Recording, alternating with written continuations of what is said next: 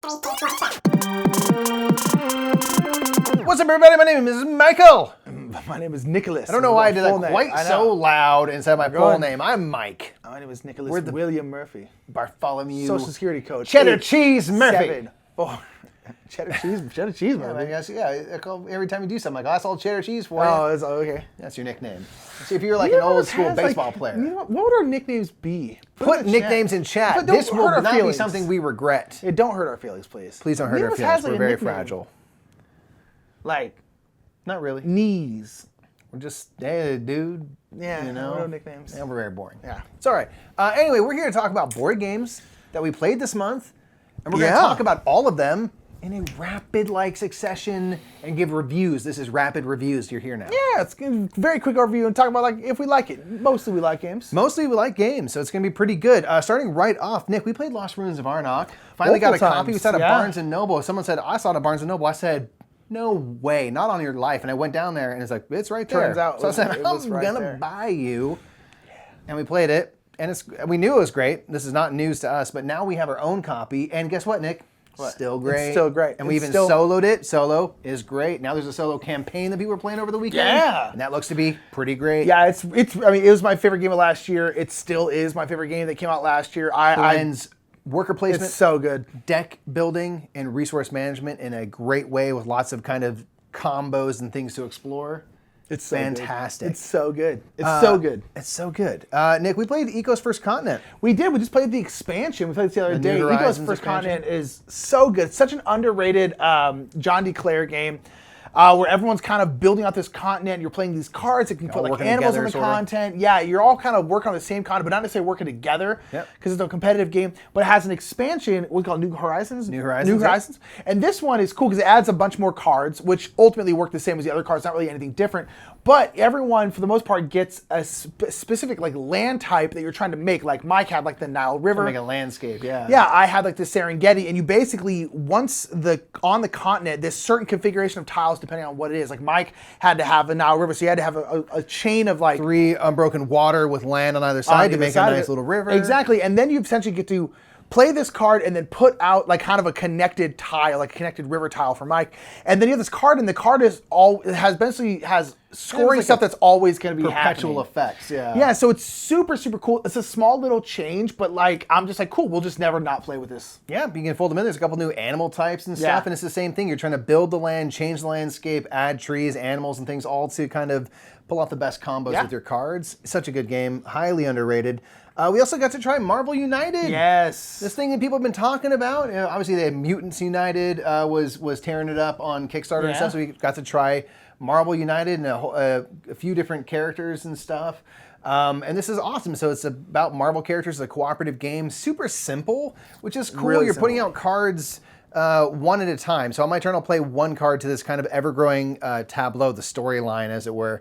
And I'm going to get to make use of all the icons on the card I play and on the card that was played just prior to my turn. So you're always kind of using 2 cards and you're sort of leapfrogging in that way. And trying to put stuff to set each other up. Yeah, Nick might play something because he's before me and I'm like, then he knows these icons are going to be good for Mike, who's going to need to attack that thing. And since we're all working together, we can, sort of talk about this stuff. And so we can sort of build up these things where we have now this good kind of tableau of icons to dole out and do different things. And I really enjoyed the way that worked. It really kind of fostered teamwork. Each character has a few cards that are really this is a great Moon Knight type of thing. But it's fairly generic in a good way, where it's easy to understand. None of the characters are complicated. You can play this game with anybody. It's super simple and it's quick too. We always talk about I talked about this on our video on our Patreon, talking about a lot of times these big Simon Kickstarters particularly, they have so much extra stuff, games, but all those games are 3 hours long. This is great because you have so much extra stuff, but the games are 30 minutes. So it's make use of it. Oh my gosh, I can actually play this. That's so nice. And so, I really to the point where I'm ooh, should we get the X-Men one? Although I'm not nearly as into the X-Men as I am into Marvel. Well, there's a lot of cool characters. There's still a lot of cool stuff. We might have to late pledge it or something like that. But yeah, it was really, really cool. And it's one of those where I wish we hadn't missed out on the original one. Yeah, I know. We played a couple of games of Point Salad on a new app browser. Sovereignty, yeah. Kind of play on everything. It's called Sovereignty. And it's sort of we always talked about it's sort of the middle point between a Tabletopia or a tabletop simulator and a board game arena. In terms of like look, it looks kind of more like a tabletop simulator, but there's a lot of scripted stuff. Everything is kind of scripted like a board game arena would be. Yeah. And so we did a sponsored stream for that and played some Point Salad with folks from AEG and Flat Out Games, the makers of Point Salad. Yeah.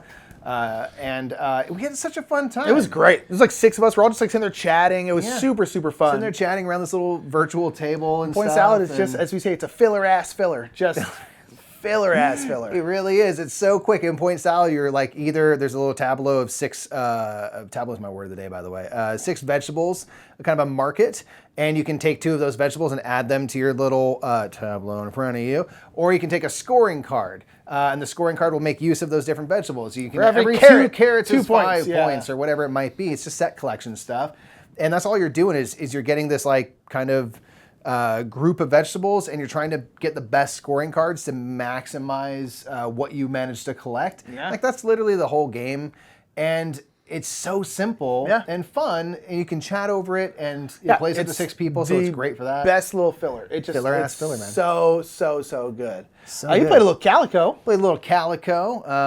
Decided to burn my brain out and showed it to a couple friends.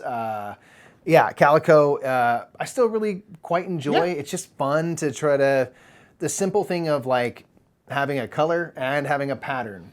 And sometimes I really need this color, but this pattern's gonna mess up stuff because I'm trying to have this design and working on, there's just enough elements to like really crunch your brain while keeping mechanically everything as simple as possible. You play one tile and then you grab one tile from 3 in the market and that's it. It's very, very simple. But Try to get patterns for cats, colors for buttons. That perfect little kind of like relaxing puzzly game for like the end of an evening. It's great. It's just, Calico's great. We talk about it all the time. We play usually, one of us plays at least once a month usually. Yeah. It's beautiful, it goes down smooth, you can teach it to anybody, and it is a solid puzzle. Yeah. It does mess with their head. So, I was happy to be able to play that. We played both Chai and Chai Tea for 2. We played Chai and Chai Tea for 2. Chai Tea for 2 is on Kickstarter, or maybe it's just ended. I don't know. I think it's still going. I think it's still going. Check it out today, As of folks. recording this, it's probably going. As of recording this. Really fun, though. It's a 2-player only version of Chai. Which is really cool. It's a little more tactical than It's heavier than Chai. I mean, it really Chai. is. Yeah, and this one, it doesn't play like Chai at all. Like they're not. Other than they're both based on tea, but even then, like there's even no the overlap. theme is different because in this one you're like essentially growing tea and like harvesting tea and then shipping it out. In the past, it's not even modern, it's still Chai. It's still based around tea, but it's got this really interesting engine that you can build. We have like your plantation where you grow all your tea. And then you're moving the tea up, essentially up these like little ladders, trying to get to the top. Dock, And at the top is where the dock is and where their ships are. And then the certain ships want certain types of tea. You put on the ship and then you score points. And so, but it's cool because you can put these cards around your board. And it might be a card right here that has like black tea on it. And basically, anytime a black tea token hits the spot next to that card, it automatically gets pushed up to the next spot. Yeah. And then you can move those cards around by going to other spots on the board. And then you start getting these crazy engines going where things are going up real quick, and then you're trying to move it around and keep pushing it up. It works really, really well, but it's actually heavier than Chai, the normal Chai. Absolutely, yeah. So we also played normal Chai. I played with my wife Karen, and in regular Chai, you have kind of a tea market with these tea tokens, and you are it's kind of this cascading thing where you buy like little groups. If they're connected orthogonally, you can buy the whole group for one price, and then everything slides down, which might create new groups and combos and things where you can buy more tea tokens. And you're trying to then turn those tea tokens or pantry items, there's like these circular cardboard tokens, to fulfill contracts. Like people want a certain type of tea, you need to have the right tea tokens, you turn that in, you make some money and stuff, and your money or your points, as well as the customers themselves giving you points. So like, it's cool to have these 2 games that are very, very different, kind of shared in this loose theme of tea. But both games are really cool, and Chai Tea for 2 is a heavier, more tactical game. Chai is so light, and Chai Tea for 2, while not heavy, is certainly a nice step up from there. So I'm happy to have both because now that I've shown like Karen Chai, I want to show her Chai Tea for 2, and we always love 2-player games. So both are awesome. Really good. Nick, we play Cubitos. Cubitos. It's such a good game. Such a good racing game. It is a good racing game. It's kind of like rolling those dice. Kind of like a Quacks of Quedlinburg meets a racing game, essentially, where you have all these different dice that you can essentially buy the dice off all different powers. But then it's also like a deck builder. Or a dice builder, essentially, where you have, you can basically draw a certain amount of dice and roll out a certain amount of dice each turn. And then you can kind of keep pushing your luck where you can keep rolling them. And basically, whenever you roll blanks, that's like a miss. If you ever roll, roll only blanks, you don't roll any hits, you essentially bust. And which is it's not the end of the world if you bust, but it's definitely not a good thing. Because each die face, for the most part, each die only has like one face on it. One or two faces. And so you roll like 6 or 7 die, you're like, I gotta hit at least one. And you don't gotta hit at least one. And so it's got this really great push your luck element. And then you use those dice for like special powers. A lot of times they allow you to buy stuff, but most times they allow you to move. And you essentially are moving and trying to do one lap on the board. And there are like, I think 7 or 8 different colors of dice. And there are like 7 different powers for each color of die. And so you can just switch. The amount of combinations are nuts. There's so many combinations. There's also 4 boards. There's 2 double-sided boards. Yep. So there's 4 different racetracks and like a billion different combinations of cards you can do. It's just so cool. It's one of those games that's got like kind of like Quacks, where there's so much variety at this point. Yeah, it's great. Where you're just like, you won't ever play with all the different combinations. So it's just like randomizing the powers, you'll never repeat the same. Yeah, and it's just like and the game can change pretty significantly depending on like the powers you have and stuff. So it's really, really cool. It's John DeClaire, great stuff. John DeClaire is an incredible designer, and Cubitos is great. It's fantastic. Speaking of fantastic, we played A Feast for Odin. Nick, guess what? What? Still like it a lot. Yeah, still great. Still great. Great. I feel like both of us had like not great games of this. We played the short version of the game for the first time in a long time. So we had one less round, and I don't like it either. I want all the rounds. That last round is so necessary.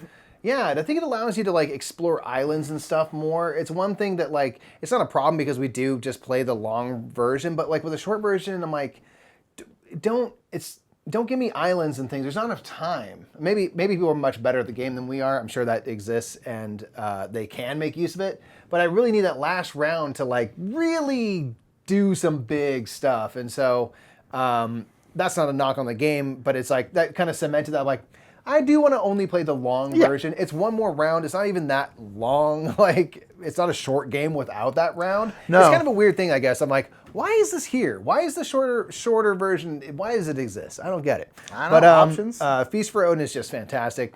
Highly love it. Yeah. It's just a good freaking time. Love to explore stuff. We both kind of tried to do different things and did some cool stuff. And yeah, I don't think we necessarily had like the best results. But that's the fun of Feast for Odin. We both did some cool different stuff. So love the game.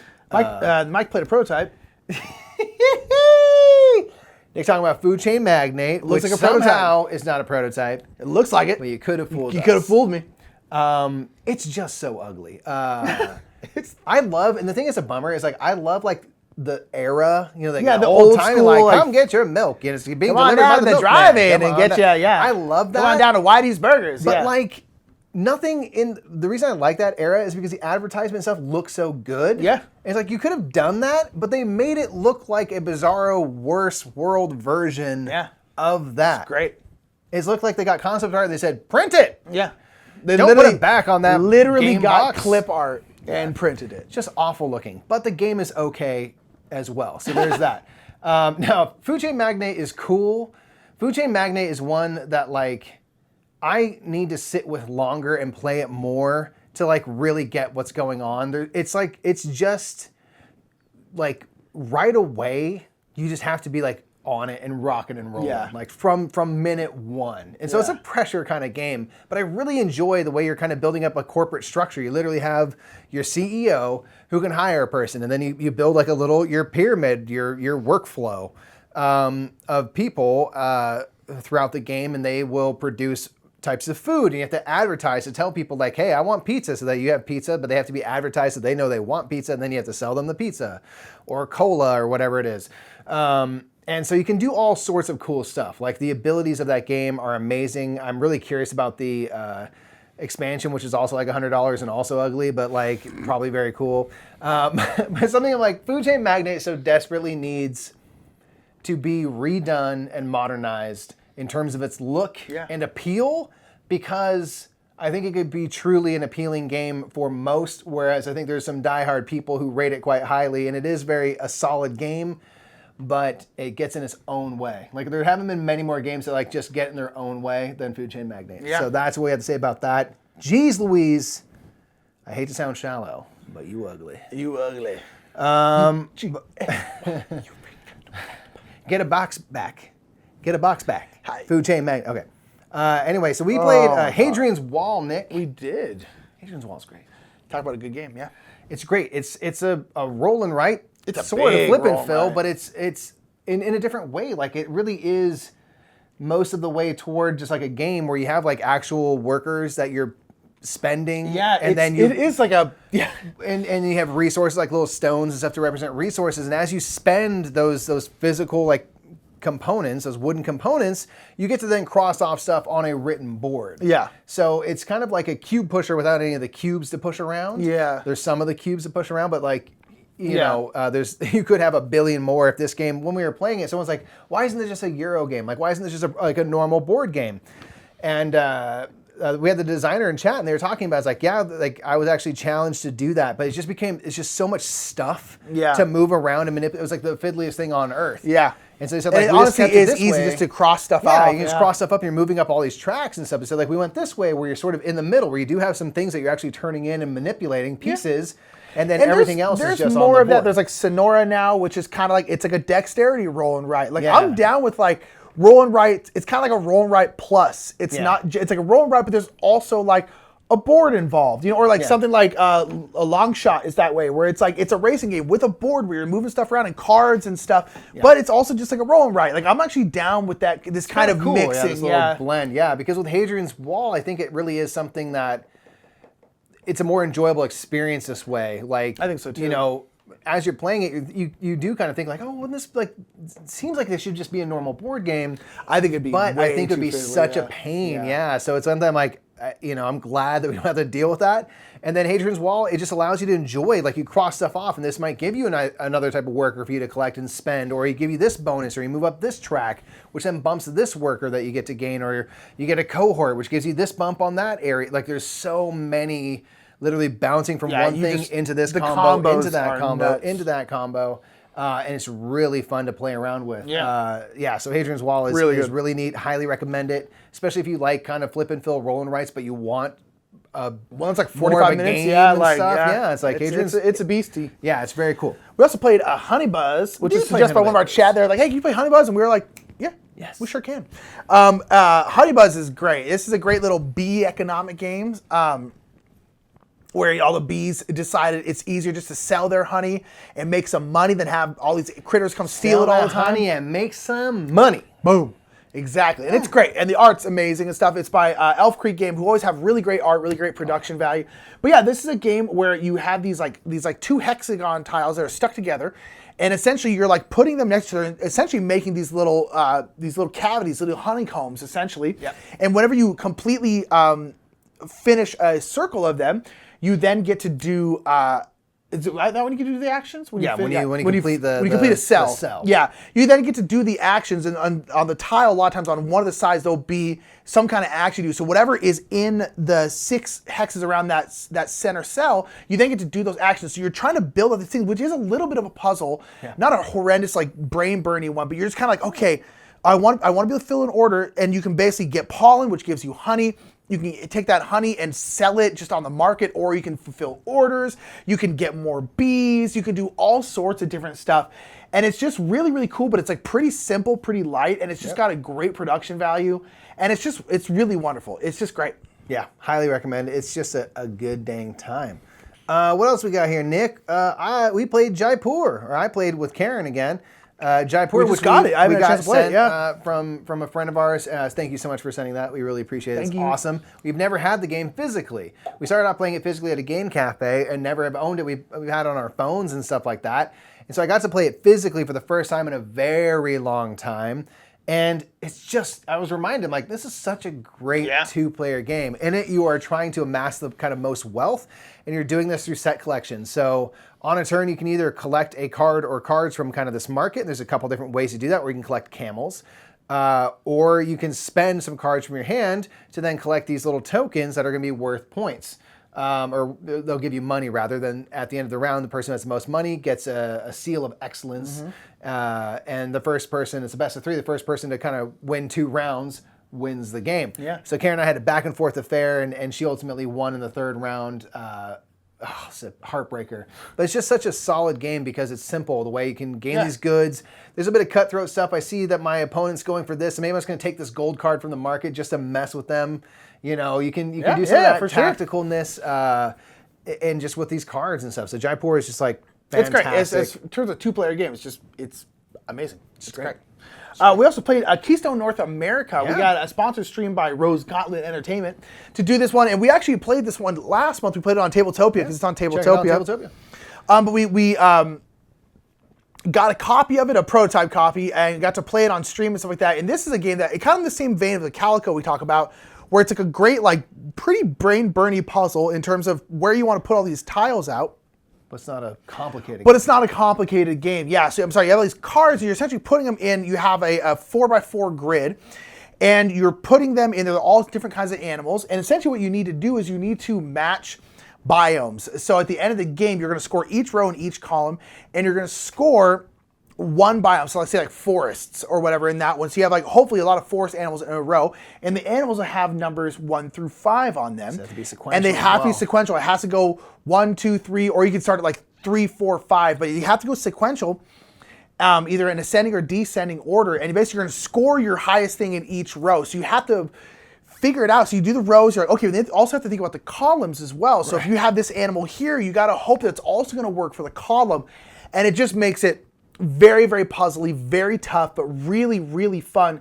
The art is gorgeous. It's really, really cool. I really like Keystone North America a lot. I think it's great. Yeah, it's really cool. I agree. The art and stuff is just beautiful, and it's easy to understand and learn. Fun and deep in terms of like some of the ways you can get strategical in your placement, which is very cool. That's what you hope for.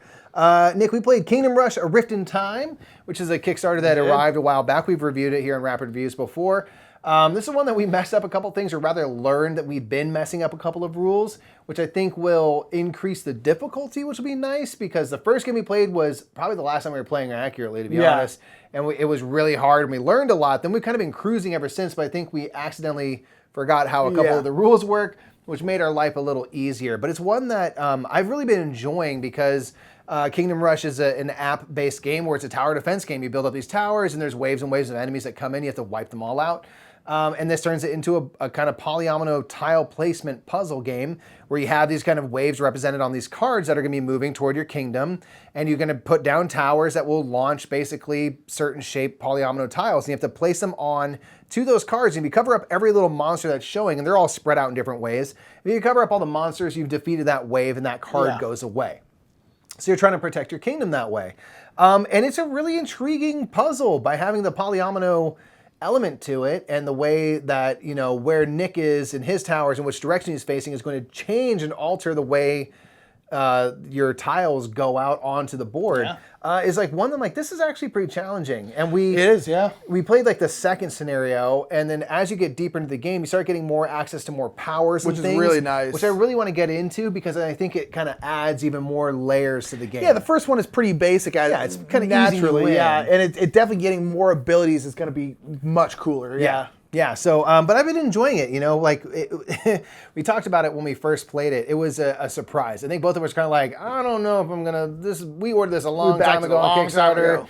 I don't know. And I'm like, I actually really like it. Yeah, it's like a tower defense game. I actually really like it. Yeah, so it's fun. We played a Maglev Metro. Check out our Gamehouse episode. Check out the Gamehouse video of it. I think it turned out pretty darn good. Yeah, it's a good game. Yeah, I actually really like Maglev Metro. This is a game by Bezier Games where you are trying to build routes, like kind of subway routes, and you are also doing some pickup and deliver. So you're building out these routes. You're on a map of Berlin or a map of New York.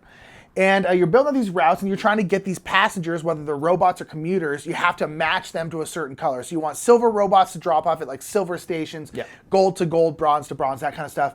And so it's one of those things where it's like that's pretty much all it is. But you have all these different actions you can do on your turn. You can do 2 of them. And but you can essentially put robots on, whenever you deliver somebody, they go onto your board. And you can put more robots in these spots and essentially makes those actions stronger. Yeah. So you start off with like 1 basically in everything, but then if you put like 2 or 3 and move, now you can move 3 on each action instead of 1 on each action, which is super cool. But the cool thing is you can also go and do an adjust action, which allows you to move stuff around. So you're not like locked in forever on certain things, which is super cool. And then the commuters you're basically going to put in places to gain more actions, to unlock other commuters you can pick up, to score more points. Lots of different stuff. I really like it. It's ultimately pretty simple once you start playing it in terms of like what you can do. And it's just really, really good. I like it a lot. The production value is super cool. They got these really cool like translucent tiles, which are like awesome. And yeah, I really like it a lot. Jump cut. We also played a game of Manhattan Project Energy Empire, which, you know, this is something we've talked about before. Like, the first time we played it, we're like, this is amazing. Then we bought it, started playing it, and I was like, I don't think I like this game that much. Oh, man, we shouldn't have bought this one. Yeah. And then we realized that we were messing up a couple of key things that really made the game, like, too easy. Yeah. And we were kind of like, I know, like, we're playing only a 2-player game, but this is not compelling. And then we're like, we messed up a couple of things and then have learned now how it works. Yeah. And now we're like, this is much better. This is much better. It's really enjoyable even at 2-player. A nice, quick kind of engine building game. You're building up this energy empire. So you're trying to, you can build and purchase different types of buildings and things, and you are trying to ultimately kind of build up this engine of resources and energy to be able to like activate all your buildings. You're trying to clean up and keep your area, your environment you want to keep it as clean as possible. And as you go through the game, you are going to pollute your lands and stuff. So you need to clean that back up and recycle. And so it's the idea that's cool is that it's the idea of like you're building up all this heavy industry, but also taking care of the earth, while you go, which is really a cool, compelling theme for a game. It's cool. That I really appreciate, having that little lean to it where it's just like, yeah, you can do this, but there are costs. Yeah. You're going to jack up the environment. And it's going to cost you points during scoring. It will, for sure. If you don't have that clean. Yeah, and you can kind of go heavy into that anyway and just be like, all right, well, I'm going to try and make up those points somewhere else. But it's very, very cool. And yeah, it's one of those things where you're like, oh, it turns out we were playing that wrong. And that's, that's why we didn't like it as much as we wanted to. Now we know, and we know how to play it right. We like it a lot better. Yeah. So Energy Empire is awesome. We got next. We played Nanga Parbat, which is a 2-player game that Shabert let us borrow. He was just like, you need to try this game. You're going to really like it. And we played it, and it's this cool game. It's out on Board Game Arena, actually, so you can check it out yourself. It's a game where, it's a 2-player game, super simple. Yeah. There's this mountain, and you have all these animals on there's 6 different regions. In each region, there's 6 different sections that make up all these like little pyramids in this big mountain, which is a pyramid shape, right? And on a turn, you're going to trap an animal. So one of the spaces, there'll be like a little Sherpa figure that'll be in one of the regions. So say in region 3, any animal in region 3, I can trap and bring down to my player board, and then I replace that spot with a hiker, wherever I was. And maybe that was in region 3, and I went to section 5. Yep. Picked up that animal, and then whatever space I occupy with a hiker, we move that Sherpa figure to that region. Yep. So you're kind of bopping this region around, and then you have to take something from within that section, and then all the animals you collect will give you little powers you can do. And then you're ultimately going to turn in those animals and or build camps and remove your hikers from the board to score. Yeah. And the more you can kind of score at once, the better. If I turn in like 6 different animals, and I cover that spot up with my scoring marker, score some points, but then now that space is taken, you can't get that Well, same on top of that, you can space. only score 5 times. You have 5 scoring cubes, and so you gotta maximize. Mike ended up winning this game because I actually was going to be able to beat him, but all of a sudden I went to go score, and I was like, oh, I did them all. I've already used all 5 of my scoring cubes. Right. I can't score again anymore. So you don't want to be like, I'm just going to do this and get a couple points real quick. You don't want to do that. There's that kind of push your luck element to it. Yeah. It's like, I'm going to wait to get one more, but then what if Nick in that time takes that scoring space and now it's not available to me? Yeah, I don't know, honestly, how much I liked the game. I didn't dislike it. I guess my thought process towards it is like, I did like it. I don't think I would choose this quick 2-player game over any of the other quick 2-player games that I tend to like. Sure. So I did like it a lot, but I just don't see myself choosing this over. Name a quick 2-player game that's in our collection. I don't think I'd choose it over. You would choose it over Lost Cities. I would choose it over Lost Cities. It's because I don't really like Lost Cities very much. You're so wrong about that. No, that's true. That's kind of my thought process on it. And again, like I liked it. I think it's super cool. It's very easy. I really like the kind of restrictive scoring of it. It's very cool. I personally just probably wouldn't choose it over any of the other 2-player games that we tend to play fairly often. Fair enough. I liked it. I like the possibility of using those animals because they all give you a power and you can trigger them whenever you want, as many as you want. So I feel like you could do some tactical stuff and really rearrange the board. For sure, yeah. And do some cool things. But future plays would be needed to figure those out. But that's Nanga Parbat. Yeah, cool game. Yeah, it's a really good game. Nick, we played Oath. We played Oath just before recording this. Like today. Just before. We played a full 6-player game. Don't do that. Every single person didn't know how to play, and I don't recommend doing that. It's not. It just makes for a long game. So we played Oath, and it was cool, man. It was a cool game. But there's a decent amount going on, and it's 6 players. Now, thankfully, the person teaching us was not playing. He's like, I'm going to just be here for answering questions. Yeah. And we really needed that. Yes, so I'm really happy to have I can't imagine that. if he was also playing. But it's a really neat game. The production's amazing. It looks like so gorgeous. Games, The art and stuff is really cool. And like there's some really cool stuff going on. But it was just like, because there's so many people, and we did the kind of... the little guide that showed you the first kind of 4 steps. So like my first turn was kind of dictated by this, so we could sort of learn all the actions, which I thought was pretty cool. And I think it did a good job of teaching us how things work and a little bit of the why would you do this. And so this is one that like I would love to go back and play like a 4-player game of it now that I have a little bit of knowledge, and then I could give like my true, honest like opinion. Because it's hard to give it just now because it is. It's tough. We're also just off of playing. I mean, I can tell based off of the game that like Oath is never going to be the kind of game that I like love. It's like area control stuff. It's you got to be knocking each other off the board. It's never going to be my kind of game. I didn't dislike. I think it's super cool. I think the way it works is really cool and really unique, as a lot of leader games are. Production value is also awesome. Don't play it at 6. I think play it at 3 or 4 would be like great. But I'd like to try it again at like 3 or 4 just to see where I really stand. I know I won't like adore it because I just don't love those kinds of games. I just don't in general. And so like, but it's definitely cool. It's unique. It's the campaign aspect of it's like really, really cool. Yeah, it's interesting. I look forward to trying it again. Yeah. Awesome. That is Oath. Just getting in people's hands. We played while Shay was here, lending us Nanga Parbat. We played the others. Yeah, it's a 3-player game. The others. Well, I guess we played it during our marathon, but we played the others as you and Shay. Who won? Did I win? Did I win? Okay, I knocked us out. Okay, I couldn't remember. I was like, did I win? I swear to God, it's impossible for the heroes to win. I think it's possible. Everyone says it's really balanced. It doesn't feel like it. Every single time we've won, I feel like the Sins player has won pretty handedly. I think part of it's my personal strategy when I'm playing is that like I get too dug in. I'm like, I'm going to try to get this one result. And then because there's dice in it, that doesn't happen. No, and I'm like, I'm going to try again, but I have to roll dice to do it. And so it doesn't happen. Well, that's the thing. That's the thing is like there was a time where like we had some really bad luck. They needed to search. So this is a game. It's a 1 versus all game. Where one person plays like as these creepy physical embodiments of the 7 sins. I was playing as Envy. I was playing as Envy, I think. Yes. Yeah, I think so. I was playing, and then the other people are like heroes, and I have all these monsters. They're really, really gross. And it's a really cool game. The system works. But there was like, Mike was trying to do like a cleanse action where there's like all this like corruption out on the board, and I'm like, corruption. I had so much good stuff. And like I had all these dice and things. Like, he had the best person to deal with this. This person was really good at cleansing. Mike was rolling a ton of dice.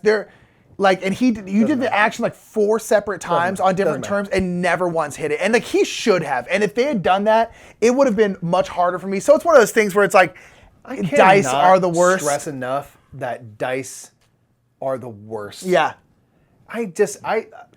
Dice-based games, I think at this point, I'm like, I just do not have any interest. Yeah. Because like it goes so poorly. Yeah. Like I will never win a game of Eclipse, partially because I'm not smart enough to, but also because the dice are going to just hose me. Well, it's like Rum and Bones, you always had that problem too, where you just get destroyed because I'm like, I have to roll dice to do it. I'm like, it's just not You're like, cool, I'm going to roll ones the entire time. Like, I know a lot of people are cursed by dice, but I think I legitimately am cursed by them. We had the Witch of Kali, man. You got some powers. You had to give up some powers, you know? The monkey's paw. You have to give something up. Exactly. Something's got to give. But I do really like this game. It's cool, man. It's the only 1 versus all game we've actually kept. We've had a couple over the span of us having games. I still really like it. I think it's really cool. And it's just a unique, cool take. But yeah, if you're bad at dice, you're gonna have a bad time. And that's just kind of how it goes. I don't know how to be good at them. Yeah. You know, they're random. We played a little Praga Caput Regni. Basically the same as the others. Everyone knows this. Yeah. Praga is fantastic. Still love it. So good. It's such a good game. We haven't played in a little while and fired off a game of that. And it's just a good time. You did quite well. Beat me up. I closed. I got closer in the end. Yeah.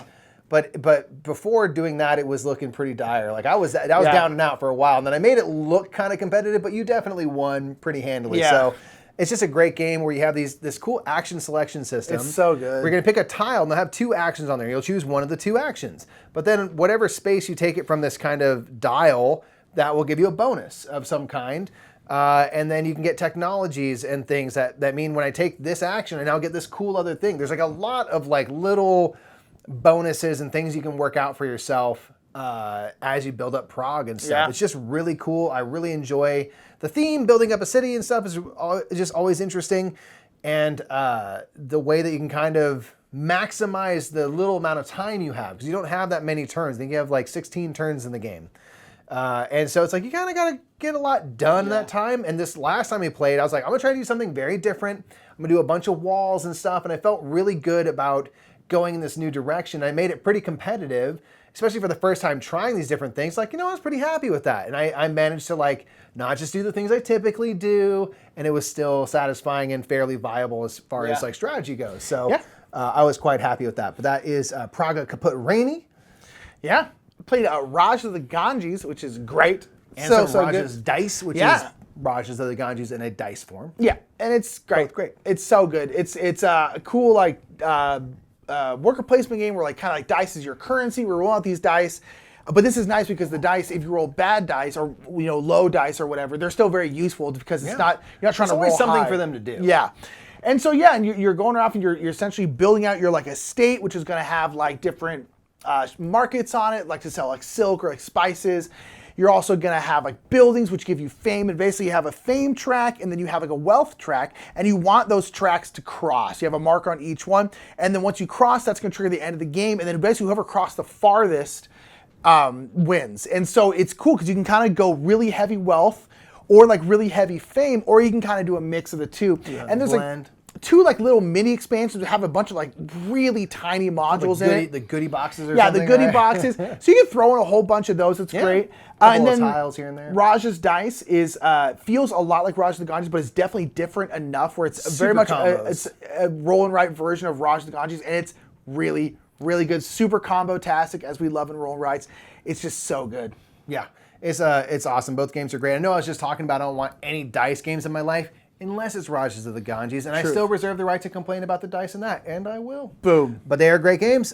We played Red Rising. That's right. Still showing that off to some new people and stuff like that. So still looking for like a higher player count game. We've only ever played it 2-player, but I would love to play like a 5 or 6 player game and see how that's different. But I really like Red Rising a lot. Yeah. I'm just super into what it is. Like I like all the different combos and the cards, and just enjoying trying to put together a really great hand of cards with super simple actions. There's 2 actions you can do. Yeah.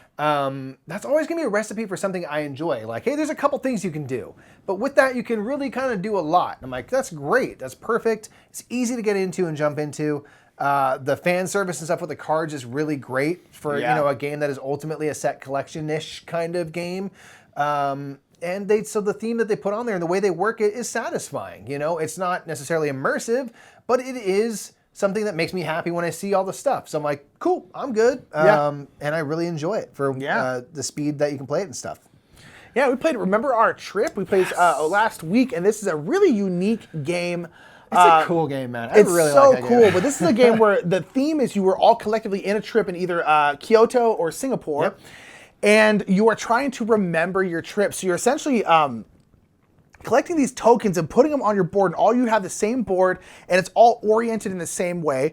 And you essentially are getting these the tokens are like vague memories. Like, oh, there's like a hotel, there's a shop. They're like glimpses of there's like a park over here, there's like this big monument over here. And essentially you're putting them on your board, and there's certain shapes, like a park is always 2 things next to each other. A hotel is 3 and a couple different shapes. There's a couple different shapes of hotels. And basically, once you make that shape, you then can essentially confirm that memory and be like, okay, this is here.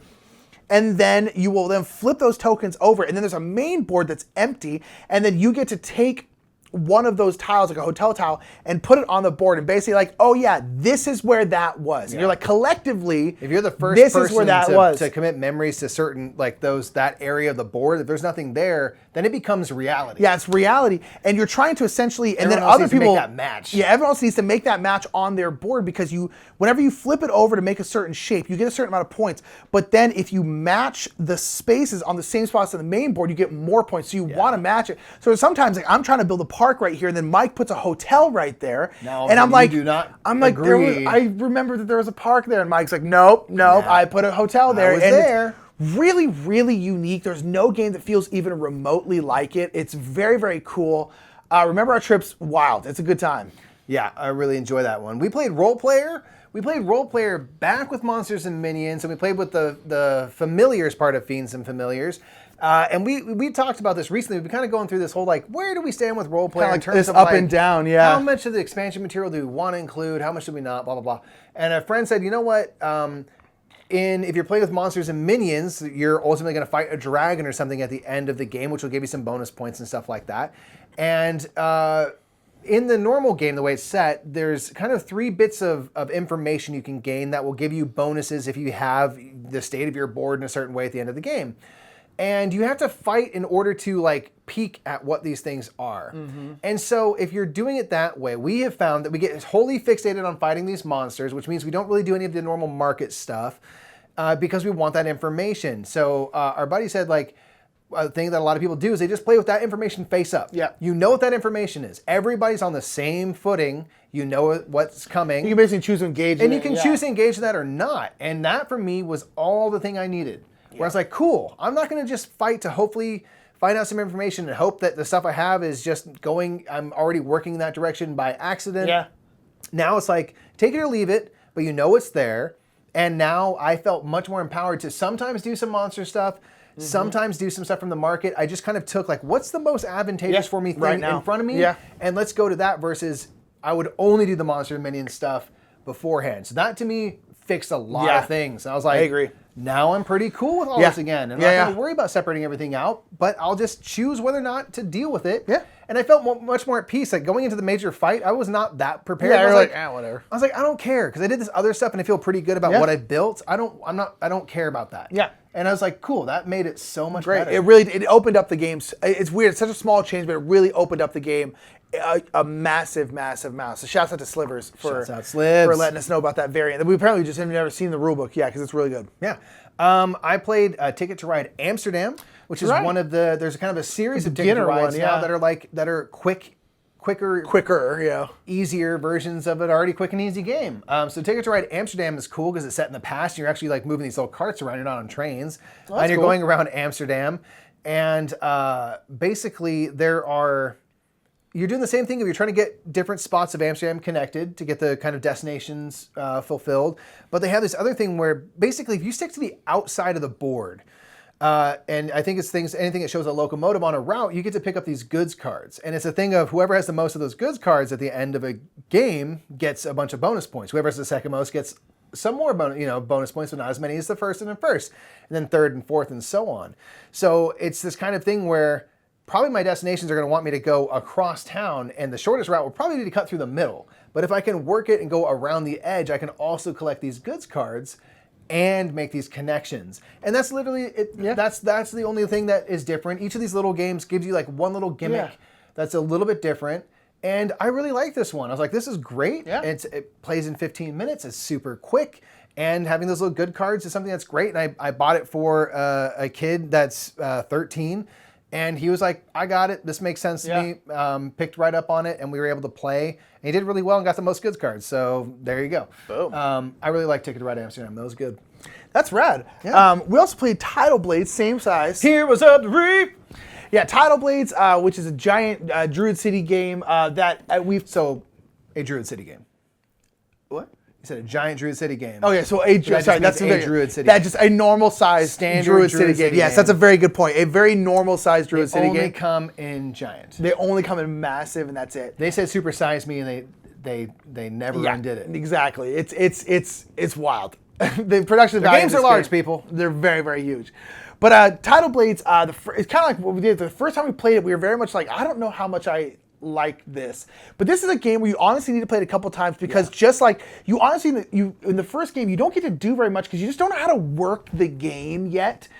And you're like, the first time I played, I was like, I feel like I didn't get to do anything. Like, I don't know how to do it. And every time we've played after that, I've been able to do more and more and more. And now that we know the game at least decently well, I'm like, oh, okay, no, I really, really like it. It takes a couple plays to kind of get it. And which I wasn't really expecting, but I really, really like it a lot. Now, this is a game where it's gorgeous, Mr. Cuddington, world building and art. You're essentially trying to do these challenges around these different areas of these islands. And essentially, with these challenges, you then can like upgrade these dials, which essentially allow you to do cooler stuff. You get to put out more cards, which give you more special abilities. You get these dice, and you get to upgrade these dice, kind of like a little tech tree kind of with dice. Cool. It's very, very cool. And the art's great. The production value is bananas. It's just really, really fun. I actually really, really like it. But it does take, if you didn't like it your first game as much as you thought you would, give it another shot because it takes a little time to figure it out. Yeah, but I really enjoy like figuring out how your character works and based off the cards you get to play. I started going Rodney and I didn't. I was starting to go Kurds somehow, and so I went Kjards, and I tried to get back into the right lane real quick. But there's some stuff to figure out, but it's worth figuring out. And we also did a slight. This is the month of house ruling things. We did a slight house rule thing with how you're playing a 2-player game. You play with a rival, so it's another person kind of blocks spaces, and they did some stuff with the monster thing that to me just didn't make sense. So we're like, it's not going to do that, and then that made that better. So boom. But yeah, Tidal Blades is awesome.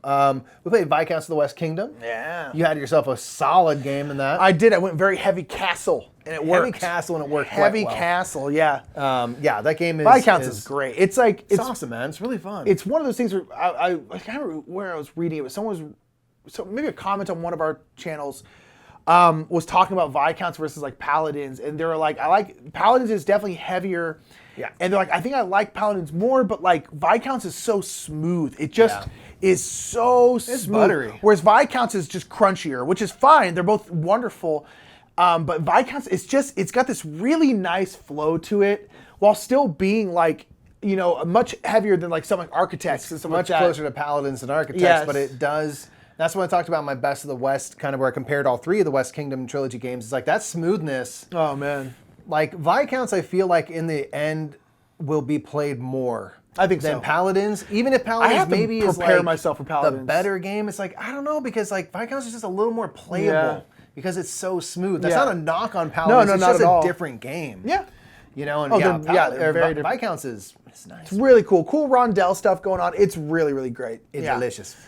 What was, a couple more. So Whistle Mountain. You played Whistle Mountain? Whistle Mountain. Did we play Whistle Mountain? I played it with a buddy. Okay, that's what I thought. I was like, I don't think I played it with our buddy. Shortly after getting vaccinated and stuff, we came together and played some games. Whistle Mountain, I really like it, man. Like it's one that kind of gone like up and down and figuring it out. But now I know what the game is. It's mean. I know how it's supposed to be. It is mean. It is tactical. It's mean. You got to be mean. You got to be mean. You got to be for real. And at first glance, it doesn't seem like it's gonna be mean. Yeah. And it's mean. Yeah, because you are. Someone might build something up and like, I'm gonna build and make use, and you can mess with each other and stuff like that. But you know what? It's like I know that's what it is, and I don't mind it. And the production is insane. So like I'm happy to own it, and I really enjoyed my play.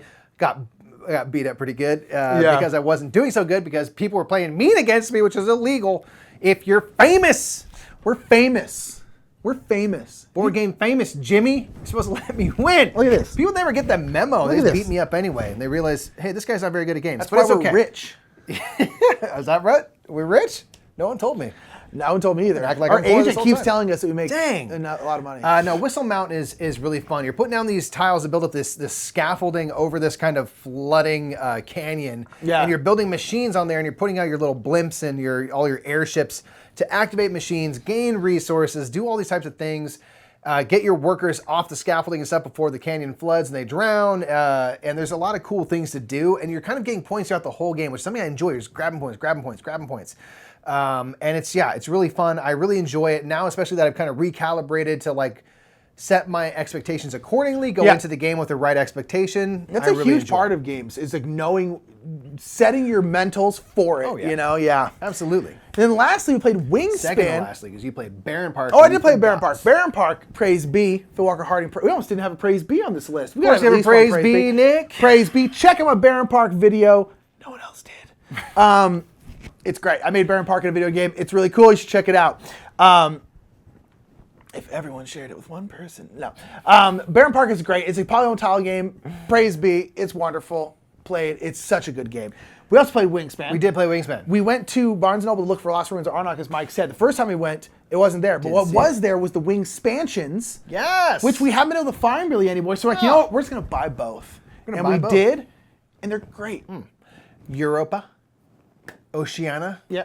The Europe expansion and the Cards, Oceania expansion. Cards, but the thing is with the Oceania expansion, the newest one, it actually gives you new player boards. And they balance out a lot of things and give you more cards and give you nectar, which gives you a wild resource, which makes the game just a little bit easier to get birds out and stuff. Yeah. Never going back. Yeah, no. Get Oceania if you have it. I would consider it essential. Get it. Play with it, never go back. Yeah, and Europe, fantastic. Europa is great too. It's just new cards, new kind of abilities here and there. Awesome. It's like, it's great, cool. Yeah, love it. So both are fantastic. I'm so happy now to have the expansion billion stuff. Birds. It's just like... Yeah, it's awesome. So yeah, Wingspan continues to be great.